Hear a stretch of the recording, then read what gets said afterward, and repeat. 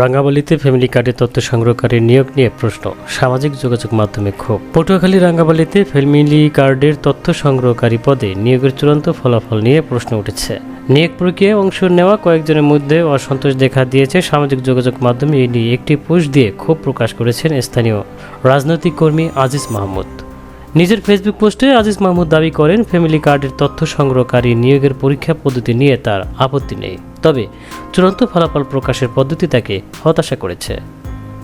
তার ভাষ্য, পরীক্ষার মাধ্যমে পরীক্ষার্থী বা যাচাই করা হলে চূড়ান্ত ফলাফল মেধা ও যোগ্যতার যথাযথ প্রতিফলন থাকা অবশ্যই প্রয়োজন। পোস্টে তিনি রাঙ্গামালিতে দায়িত্বপ্রাপ্ত কর্মকর্তা ও সংশ্লিষ্ট নেতাদের উদ্দেশ্যে প্রশ্ন তোলেন। পরীক্ষার নামে হাজারো পরীক্ষার্থীর প্রত্যাশা তৈরি করে শেষ পর্যন্ত এমন ফলাফল কেন দেয়া হলো, যা অনেকের মধ্যে হতাশা তৈরি করেছে। আজিজ মাহমুদ আরও দাবি করেন, জাতীয় নির্বাচনের আগে ছাত্রদলের নেতাকর্মীদের ফ্যামিলি কার্ড বিষয়ে প্রশিক্ষণ দেওয়া হয়েছিল। নির্বাচনী প্রচারণার সময় বাড়ি বাড়ি গিয়ে সাধারণ মানুষের সঙ্গে ফ্যামিলি কার্ড নিয়ে কথা বলার অভিজ্ঞতা রয়েছে বলেও উল্লেখ করেন তিনি। তার দাবি, এ কারণে স্থানীয় পর্যায়ে ছাত্রদলের অনেক নেতাকর্মীর ফ্যামিলি কার্ড বিষয়ে বাস্তব অভিজ্ঞতা রয়েছে। এদিকে সামাজিক যোগাযোগ মাধ্যমে প্রকাশিত পোস্টের মন্তব্যের ঘরেও বিষয়টি নিয়ে বিভিন্ন প্রতিক্রিয়া দেখা গিয়েছে। এমডি ফেরদাউস আলম কমেন্ট করলেন, কত দুর্দান্ত থেকে জাতীয়তাবাদী পরিবারের ছেলেমেয়েরা আসছে মনে আশা ভরসা নিয়ে, সেটা টোটালি ভেনিশ করে দিছে। 60 জনের জায়গায় 8টা+ আবেদন পড়ছে আমাদের সামনে, মূলা ঝুলাইছে। তাইফুর রহমান বাবু বলেন, 17 বছরের পরিশ্রমের ফসল নির্বাচনের সময় প্রতিশ্রুতি দিয়েছি। আমরা বিএনপি যদি ক্ষমতায় আসতে পারে তাহলে ফ্যামিলি কার্ড, কৃষি কার্ড আমাদের সরকার করে দেবে, তা এখন বাস্তবায়ন করবে আওয়ামী লীগ, ছাত্রলীগ। আমাদের নীতি নির্ধারকের দৃষ্টি আকর্ষণ করে একটি কথা বলতে চাই, এই পরীক্ষা নামের রূপকথার গল্পটি না সাজালেও পারতেন।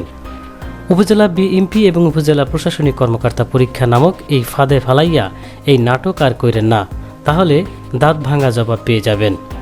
হাওলাদা দুদা বলেন, বিএনপির বড় বড় নেতাদের কাছে আমার প্রশ্ন, কত টাকার বিনিময়ে ছাত্রলীগকে পুনর্বাসন দেওয়া হলো? আনাবি জাহান কমেন্ট করেন, সরকারের একার পক্ষে সব মোকাবেলা করা সম্ভব নয়। তার উপর দীর্ঘ 17 বছর আমরা একভাবে চলে এবং দেখে এসেছি, সেই নিয়ম এবং অনিয়মের বেড়াজাল ভাঙতে কিছুটা তো সময় অবশ্যই লাগবে। অনিয়ম বা দুর্নীতি কেউ একা করতে পারে না। সারা দেশে এই ফ্যামিলি কার্ড বিতরণ এবং ফ্যামিলি কার্ড প্রাপ্তদের নিয়ে অনেক কথাই হচ্ছে, তবে আমার মনে হয় আমরা আসলে একটু ধৈর্য ধরলে সেই অন্ধকার আগের দিনটাকে পাল্টাতে পারবো।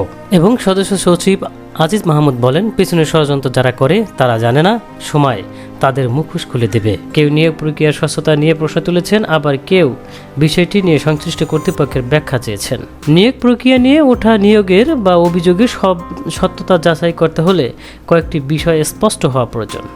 পরীক্ষার নম্বর কিভাবে মূল্যায়ন করা হয়েছে, প্রার্থীর যাচাইয়ের নির্ধারিত মানদণ্ড কী ছিল, চূড়ান্ত তালিকা কিভাবে তৈরি করা হয়েছে এবং পুরো প্রক্রিয়ায় কোন রাজনৈতিক প্রভাব ছিল কিনা। তবে সামাজিক যোগাযোগ মাধ্যমে কোনো পোস্ট বা অভিযোগের ভিত্তিতে কাউকে অনিয়মের জন্য দায়ী করা যায় না। সংশ্লিষ্ট কর্তৃপক্ষের বক্তব্য, পরীক্ষার ফলাফল এবং নিয়োগ সংক্রান্ত নথি যাচাইয়ের পরই বিষয়টি প্রকৃত চিত্র স্পষ্ট হবে। ফ্যামিলি কার্ডের মতো গুরুত্বপূর্ণ সরকারি কর্মসূচির মাঠ পর্যায়ে তথ্য সংগ্রহে স্বচ্ছ, নিরপেক্ষ ও যোগ্যতা ভিত্তিক নিয়োগ নিশ্চিত করা জরুরি বলে মনে করেন সংশ্লিষ্টরা। এখন রাঙ্গামালির নিয়োগ প্রক্রিয়া নিয়ে ওঠা প্রশ্নের জবাবে সংশ্লিষ্ট কর্তৃপক্ষ কী ব্যাখ্যা দেয় সেদিকেই নজর স্থানীয়দের। আজকের সময় টিভি, নজরুল ইসলাম, ঢাকা।